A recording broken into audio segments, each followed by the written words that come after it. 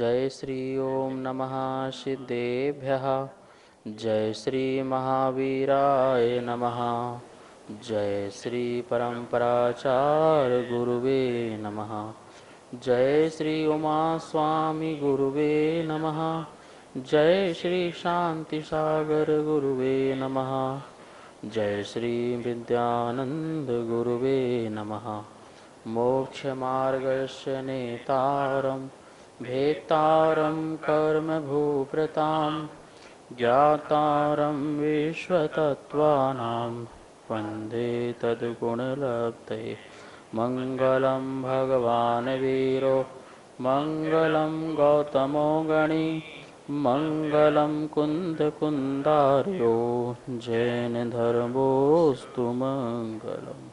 तत्वासूत्र परम मंगल ग्रंथ है। आचार्य कुंद कुंद के पट्ट शिष्य आचार्य उमा स्वामी द्वारा विक्रम की प्रथम शताब्दी में इसे लिखा गया।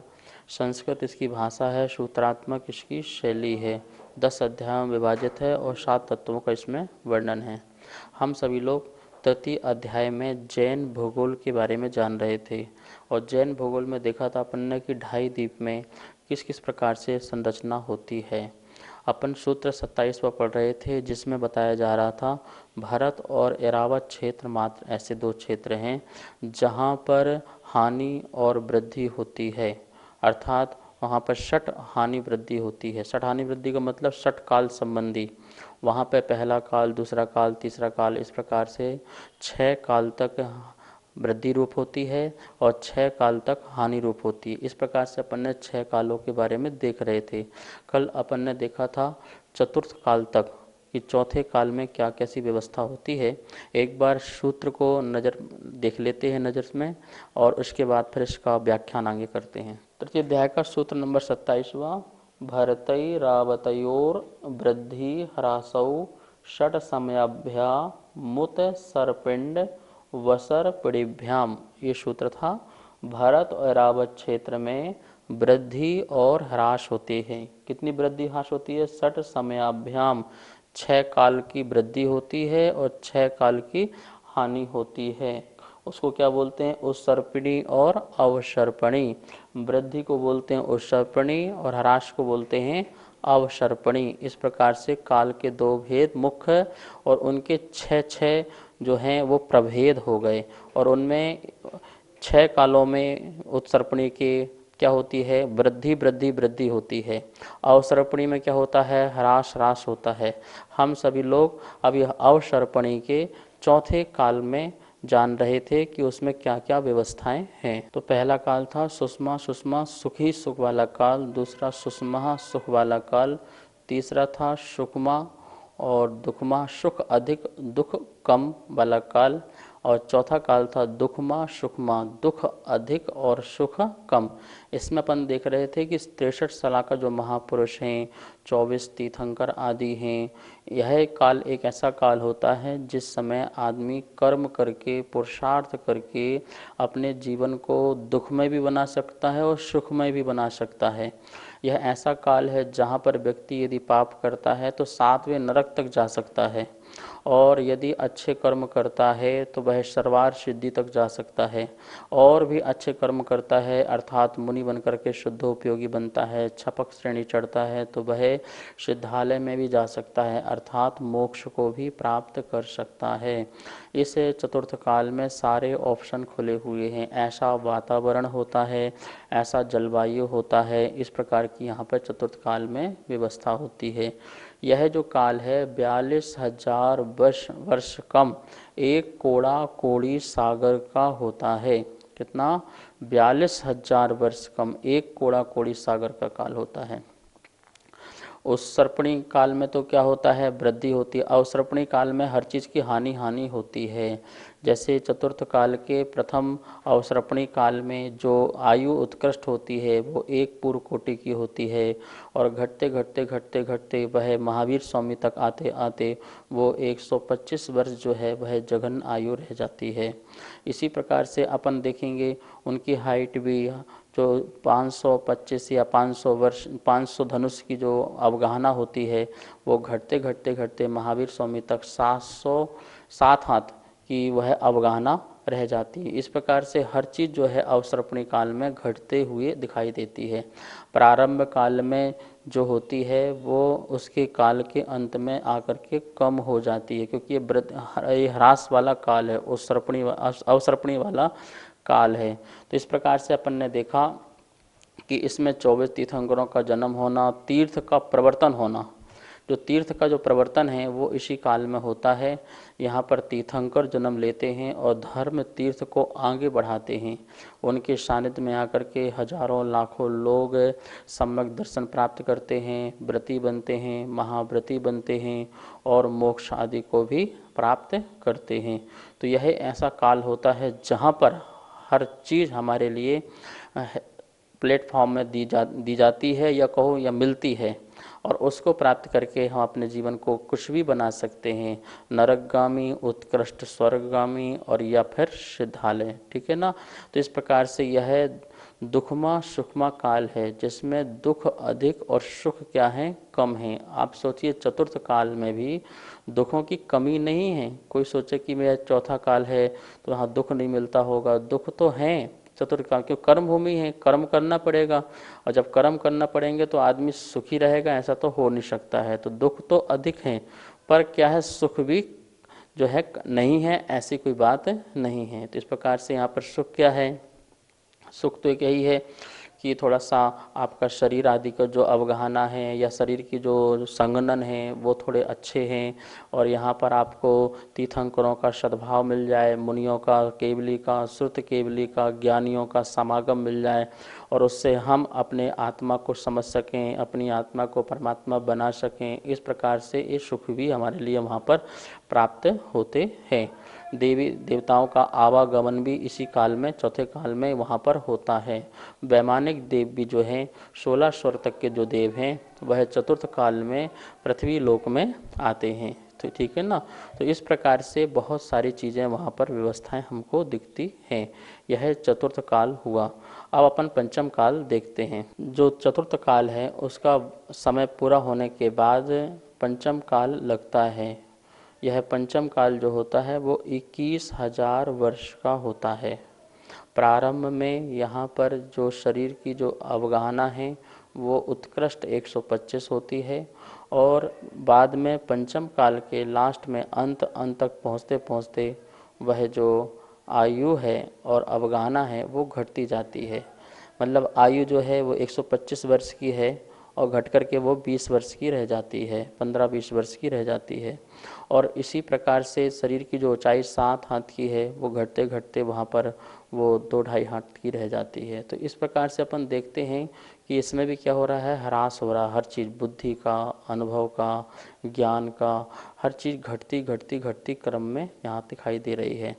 पंचम काल में भी भावलिंगी मुनियों का समागम रहता है, ऐसा भगवान महावीर स्वामी और तीर्थंकरों ने कहा है कि पंचम काल के अंत तक दिगंबर, बेतरागी, भावलिंगियों का सदमागम रहता है, समागम रहता है, सानिध्य मिलता है।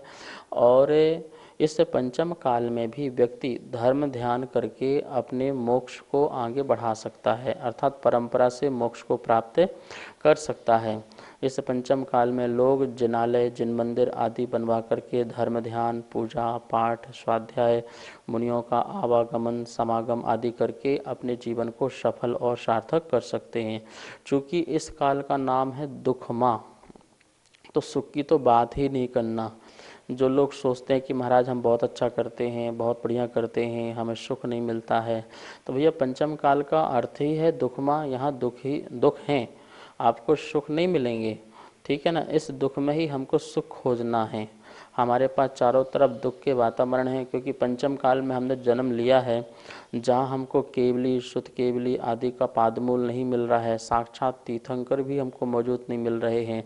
तो यहाँ पर ये व्यवस्था नहीं है, पर दुख के साधन बहुत हैं, आसाता कर्म बहुत हैं, कई प्रकार के अड़चने, परेशानी और प्राकृतिक आपदाएं भी बहुत ज़्यादा हुआ करती हैं। और उन प्राकृतिक आपदाओं को अपन देखते हैं सामने, क्या क्या प्राकृतिक आपदाएं अपने बीच में आती ही रहती हैं, महामारी बीमारियां आती रहती हैं, किसी प्रकार से 100 चक्र पर चक्र जो राजा आदि हैं उनके द्वारा भी हमें परेशान आदि किया जाता है। तो इस प्रकार से संकट के बादल जो हैं हर समय हमारे ऊपर मंडराते रहते हैं। ये पंचम काल है। हर समय आपको लगेंगे हम अब एक संकट दूर हुआ, दूसरा संकट आया, दूसरा गया, तीसरा आया। तो यह पंचम काल महादुखदाई, धर्म कर्म सब भूले भाई। इस प्रकार से बोलते हैं पंचम काल महादुखदाई है, जहाँ पर लोग सच्चा धर्म जानने वाले बिरले ही मिलते हैं। बिरले लोग ही जान पाते हैं कि सच्चा धर्म कौन सा होता है, सच्चे देव शास्त्र गुरु कौन से होते हैं, और उसको पाकर के अपने जीवन को सफल और सार्थक करने वाले भी बहुत कम होते हैं। दान पुण्य धर्म आदि कार्य करने वाले कम होते हैं। और इस युग में जो अहिंसक व्यक्ति हैं वो भी कम होते हैं, और हिंसक जो आदमी हैं वो ज़्यादा होते हैं। आचार्य भगवान ने कहा है, या भगवान महावीर स्वामी कहते हैं कि पंचम काल में 21 कल्कि और 21 उपकल्कि पैदा होते हैं। कितने? 21 कल्कि और 21 उपकल्कि। हर 1000 वर्ष में कल्कि और हर 500 वर्ष में उपकल्कि पैदा होते हैं। उपकल्कि जो होता है वो इतना विध्वंसक नहीं होता है जितना कल्कि विध्वंसक होता है।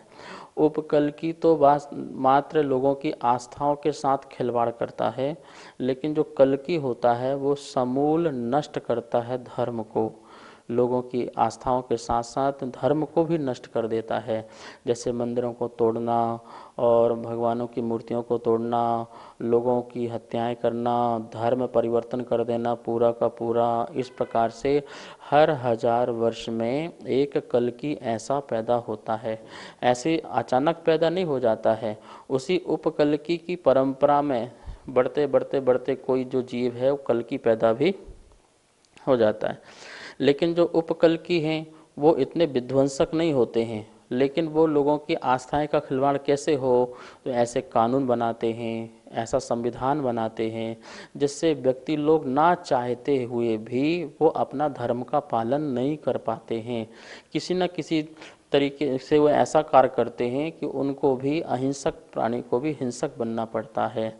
जो व्रतियाँ हैं, व्रती लोग हैं, उनको भी अव्रती रूप में जाने में मजबूर होना पड़ता है। तो ऐसे वो कारण उपस्थित कर देते हैं कि जिससे आपका व्रत का पालन नहीं कर पाएंगे। जैसे मान लो कि अभी यहाँ पूरे इंडिया में बोल दिया जाए भाई कि अब कोई कुआं नहीं खुदवाएगा, इस सरकार ने ऑर्डर लगा दिया मान लो, तो अब कोई कुआं नहीं खोदेगा तो अब व्रती कैसे रहेगा, आप बताइए। तो ये संविधान लाने पर भी क्या हो जाएगा, बात खत्म, बात जो है हमारी व्रतियों की समाप्त हो जाएगी। यदि वो कानून ला दें कि भैया कोई भी व्यक्ति बाहर शौचालय नहीं जाएगा, ओपन में नहीं जाएगा, तो क्या होगा, फिर हमारे साधु त्यागी व्यक्ति कहाँ जाएंगे। तो इस प्रकार से नए नए कानून ऐसे लाए जाएंगे जिससे आपकी आस्थाएं जो हैं वो क्या होंगी, धर्म के प्रति जो थी वो कम होंगी, और फिर आपका धर्म का पालन होना बहुत मुश्किल हो पाएगा। तो इस प्रकार से ये उपकल्कि लोग इस प्रकार से जन्म लेते हैं और ऐसा कार्य करते हैं, ठीक है ना।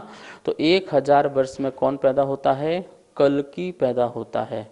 वो तो पूरा मंदिर ही जो धर्म के से उसको नष्ट करने में लग रहता है, वो नास्तिक होता है बिल्कुल। और नास्तिक व्यक्ति जो है वो समझता नहीं है भगवान कौन है, गुरु कौन है, धर्म कौन है, वो तो सीधा चलता है। उसकी जो सेना चलती है वो तो हथौड़ी और घन आदि लेके चलती है और तोड़ो विध्वंस करो। जैसे कि आपने सुना होगा कि एक मुगल आए थे, औरंगजेब आदि जैसे, कि वो आए और उन्होंने क्या किया, पूरा का पूरा सभी धर्मों का, ऐसा नहीं कि अपने धर्मों का ही तोड़ा हो, हर किसी के मंदिर जो है वो तोड़ना प्रारंभ आदि किए। तो इस प्रकार से लोग आते हैं और इस प्रकार से कार्य करते हैं।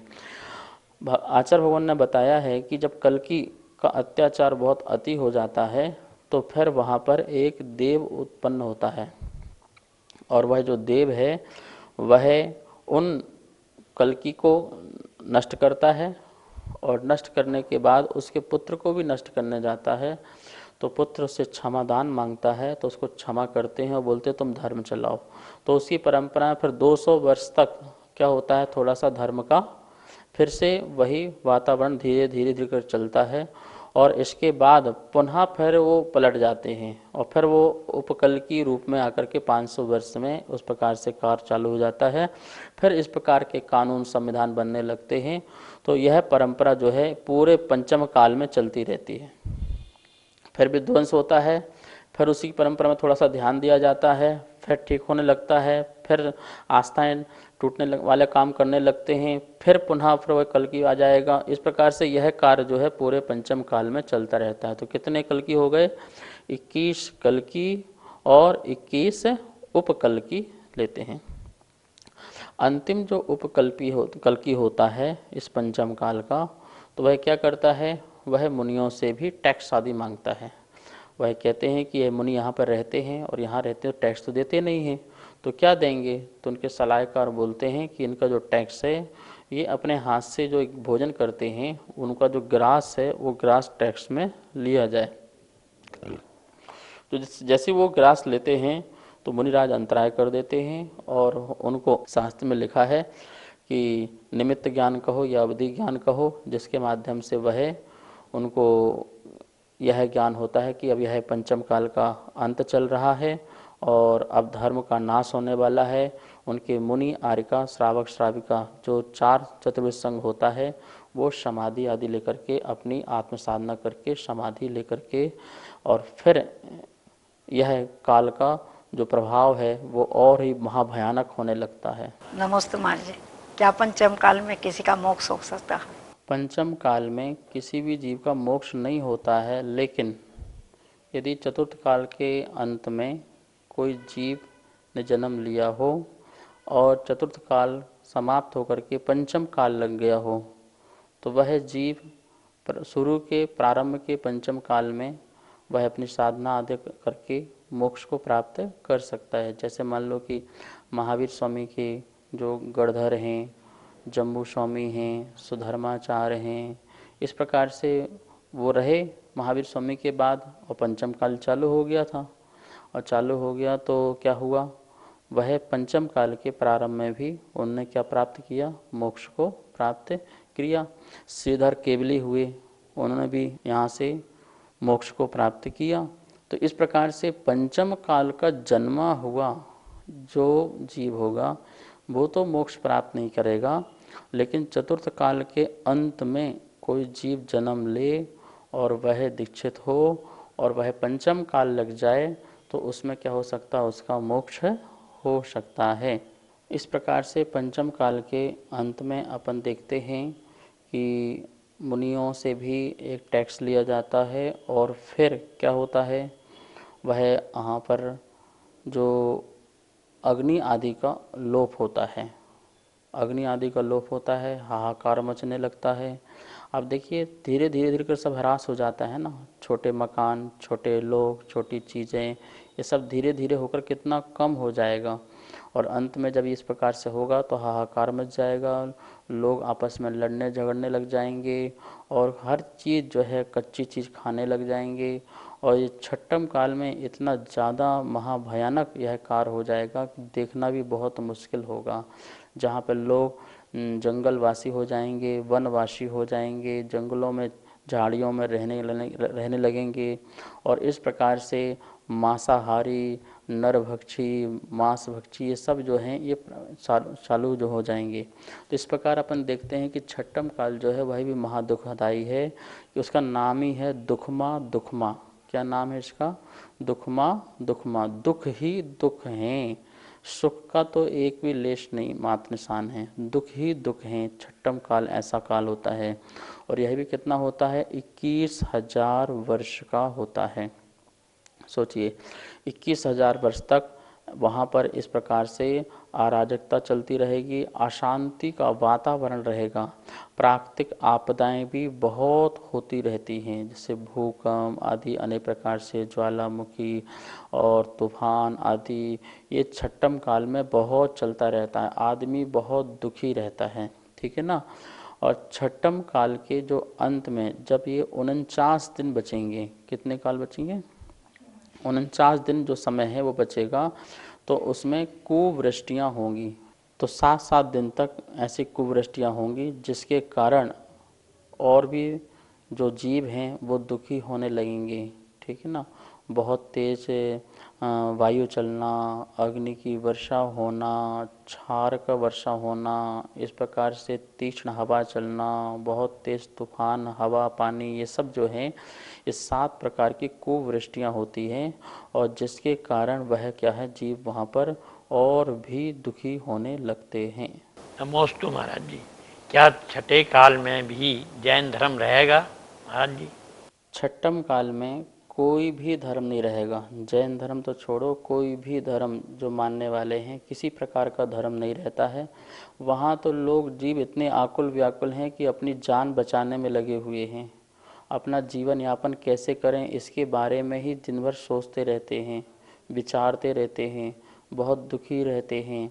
उन पर जानवरों का आक्रमण होना और प्राकृतिक आपदाएं आना, जिसके कारण वो अपने जान बचाने में ही लगे रहते हैं। इसलिए छठम काल में जो है किसी प्रकार का धर्म नहीं हो सकता। क्यों? पंचम काल के अंत में ही अग्नि का जब लोप हुआ तो धर्म का भी क्या हो गया, लोप हो गया, ठीक है ना। तो इस प्रकार से वहाँ किसी प्रकार का कोई धर्म नहीं होता है। तो इस प्रकार आपने देखा छठम काल का जैसा नाम है, दुखमा दुखमा, दुख ही दुख है। यह दुखमा दुख से प्रारंभ तो होता है, लेकिन अंत तक कितने महादुख हो जाते हैं कि जीव त्राही मान करता रहता है, लेकिन वहाँ उसकी कोई सुनने वाला भी नहीं है। सोचिए, जहाँ दुख के इतने पहाड़ आपके सामने आ जाएं और आपकी कोई सुनने वाला ना हो तो कितनी तकलीफ होगी, कितना आपको कष्ट और पीड़ा होगी।